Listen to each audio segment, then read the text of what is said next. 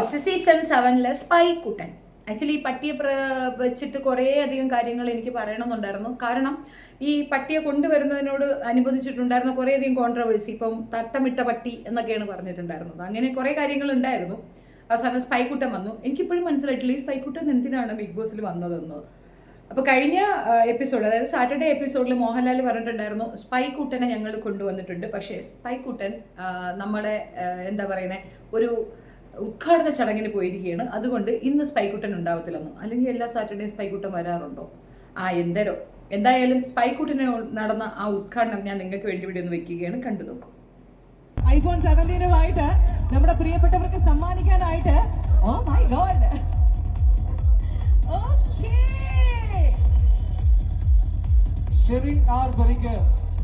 IPhone നമ്മുടെ സ്പൈക്കുട്ടൻ തന്നെയാണ്. സ്പൈക്കുട്ടനിലൂടെ ആ ഒരു ഐഫോൺ കൈമാറുകയാണ്. സ്പൈക്കുട്ടൻ ഇത്തവണ എത്തിയിട്ടുള്ളത് iPhone 17 എന്തൊരു ഭംഗിയാണ്, എന്തൊരു ചേലാണ് അല്ലെ നടക്കുന്നതാണ്. ഓക്കെ, അപ്പൊ നമ്മുടെ സ്പൈക്കുട്ടനാണ് ഈ സ്നേഹ സമ്മാനം കൊടുക്കുന്നത്. നമ്മുടെ പ്രിയപ്പെട്ട ഷാജി സാർ സമ്മാനിക്കുന്നു. So congratulations. എല്ലാവിധ ആശംസകളും എല്ലാവിധ ഭാഗ്യങ്ങളും നേരുകയാണ്. Thank you so much for trusting mighty epic future showroom. നമ്മുടെ എപ്പിക് ഫ്യൂച്ചർ ഷോറൂമിൽ നിന്നും ഇന്നലെ മാത്രം 1000-ലധികം സെയിലാണ് നടന്നിട്ടുള്ളത് iPhone 17 വേണ്ടിയിട്ട്.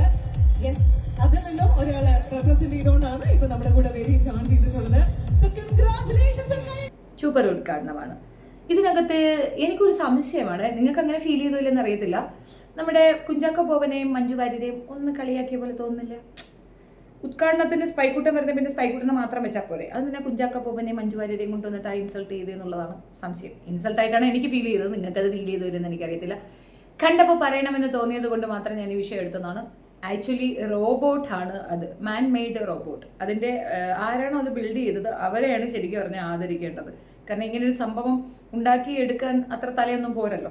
അപ്പോൾ അവരെ ആദരിക്കുന്നതിന് പകരം ഈ ഒരു സുനായ കൊണ്ടുവച്ച് ഈ പേക്കൂത്ത് കാണിക്കുന്നത്, ഇവർക്ക് ഈ 2K കിഡ്സ് അല്ലെങ്കിൽ 2K ജനറേഷൻ എങ്ങോട്ടാണ് ചിന്തിക്കണമെന്ന് അറിയാൻ വയ്യ. ബോധമില്ലേ എന്തോ? മനുഷ്യനില്ലാത്ത പ്രിയോറിറ്റി ഒരു റോബോട്ടിന് കൊടുക്കുന്നത് എന്തടിസ്ഥാനത്തിലാണ്? അത് ഒരു കുത്തക്കോ റോബോട്ടിന് ഐ ഡോണ്ട് നോ. നിങ്ങൾക്കല്ലോ മനസ്സിലായോ? എനിക്ക് സത്യത്തിൽ ഇത് ഇൻസൾട്ടായിട്ടാണ് ഫീൽ ചെയ്തത്. ഏതായാലും കൊള്ളാം. ബിഗ് ബോസിൽ അനാവശ്യമായിട്ടുള്ള ഒരു കണ്ടസ്റ്റന്റ് മാത്രമാണ് റോബോ കുത്ത. പിന്നെ അതിനെ കൊണ്ടുവന്ന് ഇങ്ങനെ ഒരു ഇതും കൂടെ കാണിക്കുമ്പം അത് അതിനെക്കാട്ടി കോമഡി ആയിട്ട് തോന്നുന്നു. ഈ നമ്മൾ ഒരു പൊസിഷനിലേക്ക് മറ്റൊരാളെ അവിടെ കൊണ്ട് വരുമ്പോൾ ഒന്നും പറയാനില്ല. ഇതിനൊക്കെ പറ്റി പറഞ്ഞു കഴിഞ്ഞാൽ പ്രശ്നമാവും. അതുകൊണ്ട് ഞാൻ കൂടുതലൊന്നും പറയുന്നില്ല. ഏതായാലും കോമഡി പീസുകളാണ് ബിഗ് ബോസ് നടത്തുന്നത് എന്നുള്ളത് മനസ്സിലായി. മാത്രവുമല്ല പൊതുസമൂഹവും അതുപോലെയാണെന്ന് തെറ്റിദ്ധരിച്ചുകൊണ്ടാണ് കുത്തയെ പറഞ്ഞു വിടുന്നത്. ഇനിയിപ്പോൾ കുത്തയെ തന്നെ ബാക്കി എല്ലാത്തിനും യെസ് ആക്ച്വലി അത് തന്നെ മൊത്തത്തിൽ കൊള്ളാം കേട്ടോ. സൂപ്പർ. ഇനിയിപ്പോൾ കുത്ത കൊടുത്താൽ മാത്രമേ നമ്മുടെ ഐഫോൺ ആളുകളുടെ കയ്യിലെത്തൂ എന്നുള്ളതുമായിരിക്കാം.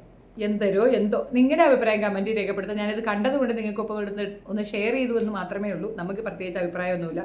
ഈ പട്ടി അതിനകത്ത് വരുന്നതിനോട് എനിക്ക് വലിയ യോജിപ്പൊന്നുമില്ല. അവിടെ ഇഷ്ടംപോലെ കണ്ടസ്റ്റൻസ് ഉണ്ട്. ഒരുപാട് പേര് ആ ഒരു പ്രോഗ്രാം പാർട്ടിസിപ്പേറ്റ് ചെയ്യാൻ ആഗ്രഹിച്ച് കിടക്കുന്ന മനുഷ്യരുണ്ട്. അവരെ അതിനകത്ത് കൊണ്ടുവന്ന് ആക്കിയിരുന്നെങ്കിൽ പിന്നെയും പ്രയോജനമുണ്ട്.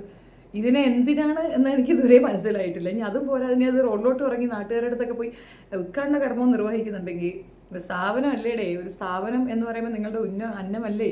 അതിലൊക്കെ ഈ കോമഡി പീസൊക്കെ കാണിക്കണം. മാത്രമല്ല പിറകിൽ നിൽക്കുന്ന 2 വ്യക്തികളെ ഭയങ്കരമായിട്ട് അവഹേളിച്ചതായിട്ടാണ് എനിക്ക് മനസ്സിലായത്. Thank you.